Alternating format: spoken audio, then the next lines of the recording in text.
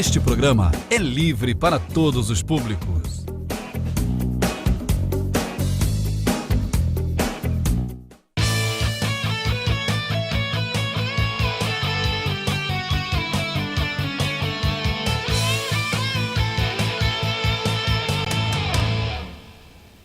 Boa tarde, amigos de casa, amigos da LOL TV. Mais um resumo do esporte chegando nesta quarta-feira movimentada para o futebol brasileiro e com um convidado mais que especial, um amigo, Diogo Pinheiro, sou Dioguinho, a gente pode chamar ele assim. Muito obrigado pela sua presença, lá de Malta, né, vindo diretamente da Europa aqui para Nova Friburgo, para os canais da LOL TV, para o resumo do esporte. Obrigado, Diogo.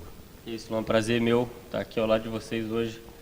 É muito bom, assim, estar na presença de amigos na minha cidade. Eu fico muito feliz pelo convite. Tá certo. A gente que fica realmente muito agradecido com a sua presença aqui. Passar a palavra para o Fernando Moreira. Muito obrigado por ter encontrado com o pai do Diogo, né, e falado rapidamente para ele aparecer aqui também. Verdade. Boa tarde, Luan, Diogo, Guilherme, a você de casa. Faço das palavras do Diogo as minhas também, porque receber um cara que é nosso amigo, a gente já conhecia ele há tanto tempo, sabe o quanto ele batalhou para conquistar o espaço dele no futebol, e ver que hoje ele está colhendo os frutos, está jogando bem lá na Europa, claro que ainda num país menor, com um pouco menos de expressão no futebol, mas é legal a gente receber um amigo aqui para contar a trajetória dele no futebol, que apesar de muito novo, já tem uma trajetória bacana. Exatamente, eu que estudei com o Diogo um pouquinho, né, antes até dele ser casado com a Gabi hoje em dia, né, Diogo? Bons tempos, na verdade. Passar a palavra então para o Guilherme Alt, já fica à vontade de fazer a primeira pergunta para o nosso convidado. Muito obrigado, Luan. Boa tarde, Fernando, Diogo. Boa tarde, você de casa. Eu queria saber do Diogo como é que é jogar num país como a Ilha de Malta, que não tem uma tradição no futebol. É difícil ou você já foi mais tranquilo, até por não ter um certo peso, né, jogando num grande clube, assim? Como é que é?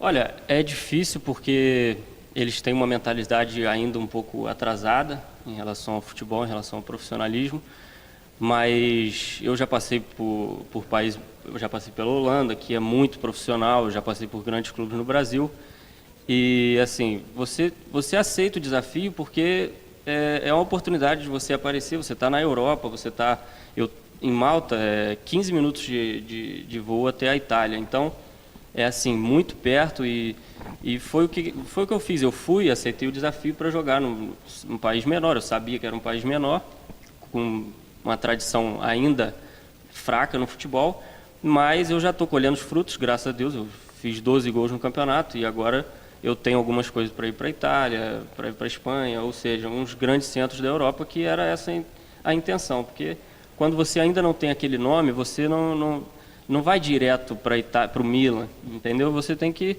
ir subindo os degraus aos poucos. Então, a gente tem que aceitar o desafio. A vida de jogador de futebol é assim, é cheia de desafios. Tá certo, como a gente estava falando, é botar os pés no chão e ir degrau a degrau. Às vezes tentar dar 2 passos a mais do que é necessário pode complicar um pouquinho a vida. Fernando, fica à vontade agora. Então, só para a gente localizar também o pessoal de casa, até me localizar também, porque já tinha ouvido falar da Ilha de Malta, mas não sei a localização dela ali no continente europeu. Você falou já agora, 15 minutos de voo, você está na Itália. Quais outros países ali mais conhecidos que ficam próximos da Ilha de Malta? Como que é o clima lá? É calor, é frio, tem muita praia, você falou, né? Uma ilha, né? Cercado de mar. Como que é a vida fora do futebol lá em Malta? Olha, Malta fica no Mediterrâneo, entre a Itália e a Tunísia, perto da Grécia. É um país muito bonito, com muitas praias muito bonitas e tal, e muito calor no verão. No verão faz muito calor, então isso facilita um pouco a vida dos brasileiros, porque a gente está acostumado com calor e praia. E quando eu fui para a Holanda, por exemplo, eu sofri muito com o inverno, era muito frio. Um dia eu cheguei para jogar, estava menos 18, e eu nunca tinha visto aquilo na minha vida. A grama congelada é muito diferente. Em Malta é um pouco mais fácil de se adaptar e tudo mais, mas tem essa questão do amadorismo, o pensamento amadorismo. O futebol é profissional e tudo, mas o pensamento, a mentalidade deles ainda é um pouco amadora. E o torcedor acompanha, lota o estádio, te reconhece na rua? Acompanha, às vezes até demais. A gente teve uma sequência de jogos um pouco complicada, perdemos 4 jogos seguidos e os torcedores queriam bater nos jogadores. Eu, graças a Deus, fui um dos... Então não é privilégio só do Brasil. Não. Na Europa acontece muito isso também. A gente acha que não, mas acontece também.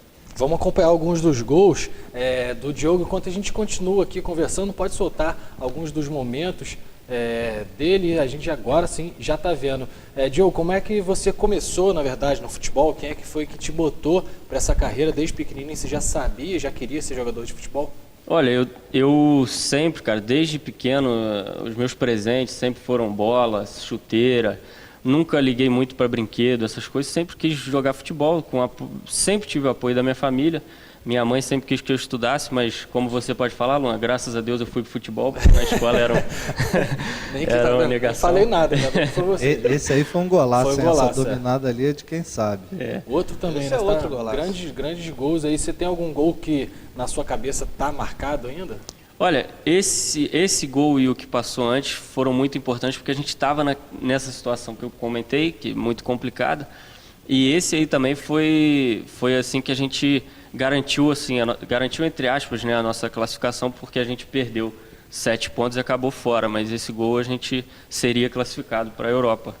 Europa League. Vamos explicar então a situação. A gente perguntou, né, se você tinha sido campeão lá fora. Você chegou a dizer que teria ficado na 3ª colocação, só que ficou em 6º devido a uma multa que foi aplicada. Quem aplicou, na verdade, essa multa, primeiramente? É porque na Europa, independente do país, Malta, como eu disse, tem uma mentalidade atrasada e tudo mais, precisa melhorar muito. Agora, aqui no Brasil eles precisam ainda melhorar muito em relação a essas coisas. A gente teve uma multa.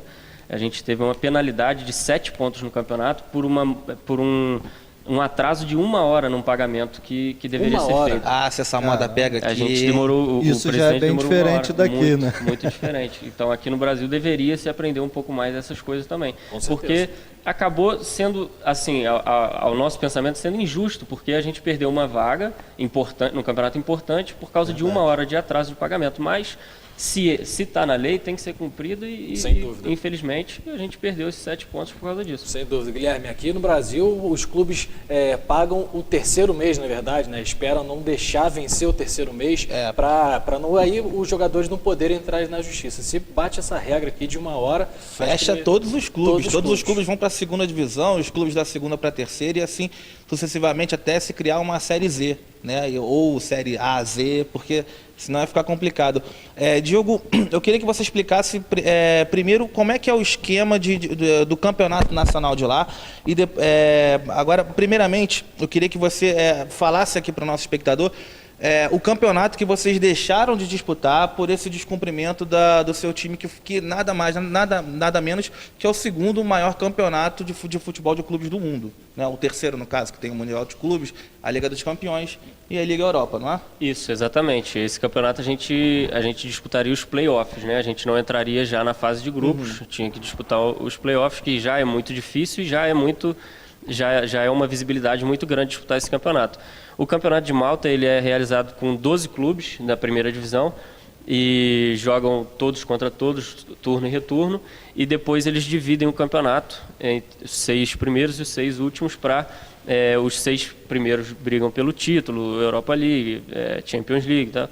E os 6 últimos brigam para não cair. E assim, é um campeonato difícil, porque a diferença dos times considerados grandes para os times pequenos ainda é grande lá. É o que acontecia no Brasil, que hoje já não acontece mais. Os times pequenos, considerados pequenos hoje, eles surpreendem os grandes a todo momento. E lá ainda é um pouco mais difícil você ganhar de um time considerado grande. Vocês ficando em 3º, vocês já saberiam que time iriam enfrentar no playoff da Liga Europa? Não, porque depende dos outros campeonatos também, que alguns ainda não acabaram, né? Os campeonatos de outros países. Eu não sei qual time que a gente iria enfrentar, não. Ainda não teria esse time, não.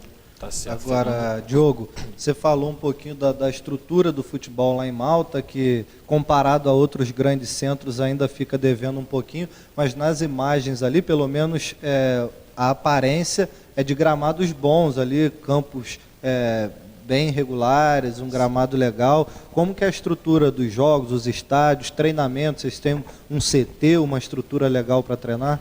Então, foi sobre isso que eu falei, que eu comentei sobre o amadorismo. A gente não tinha um CT, a gente tinha que treinar em campo alugado, um campo de grama sintética, o que o que não é muito bom diferente. para os jogadores, porque Os jogos são em grama natural, né? alguns, tem outros em grama sintética também. E assim, treinar todo dia no campo sintético é muito impacto para o nosso joelho e tal. Um treino de alto nível, não é, a gente não está falando de bater uma pelada em campo sintético, isso é aceitável. Agora, treinar em alto nível é muito difícil. No final do campeonato, nos últimos 4 jogos, eu já não treinava mais, eu só jogava, porque eu não estava mais aguentando, meu joelho já estava meio...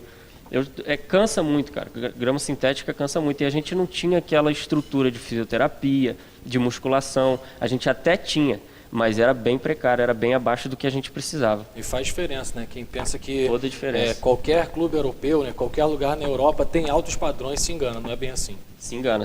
Não é bem assim, não. O futebol, principalmente porque agora a Europa está enfrentando uma crise econômica muito grande, a gente sabe disso, mas ainda assim a gente está...